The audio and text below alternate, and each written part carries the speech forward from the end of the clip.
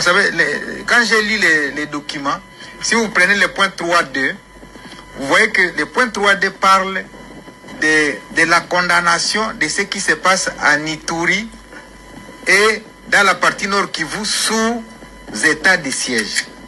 Vous vous posez la question des gens qui se disent congolais, qui condamnent ce qui se fait dans un environnement sous état de siège, mais qui ont la cécité, c'est-à-dire aveuglés, de ne pas voir ce qui se passe à Goma.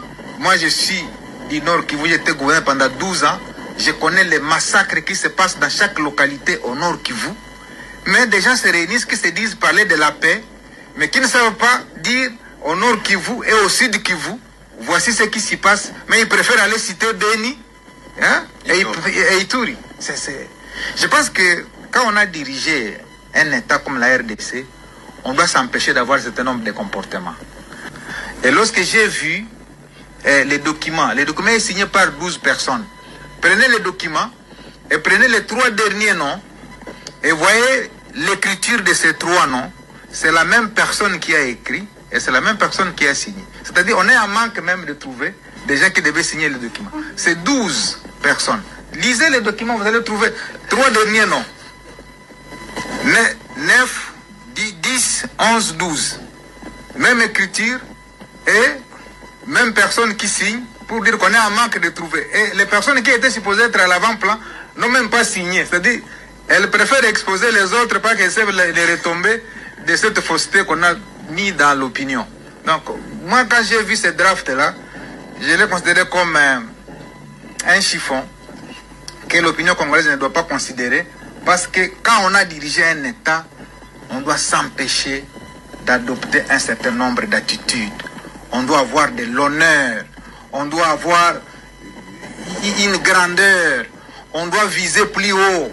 À la place, quand on devient chef d'État congolais, ce qu'on doit viser, c'est d'être président de la Commission de l'Union africaine pour diriger les autres chefs d'État.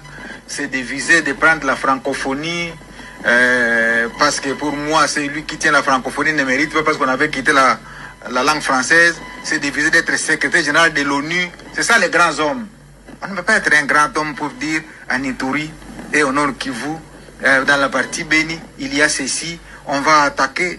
Mais la posture des hommes d'État, c'est de concourir à la construction de leurs États. Ce n'est pas de les détruire.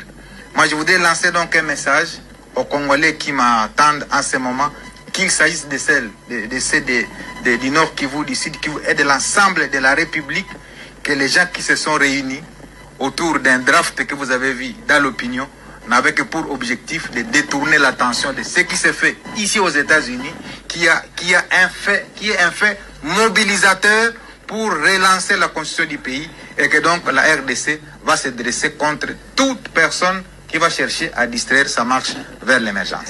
Voilà, merci beaucoup Monsieur le ministre Paluku, merci à Monsieur Diodomi, conseiller spécial, merci à vous tous de vous être mobilisés.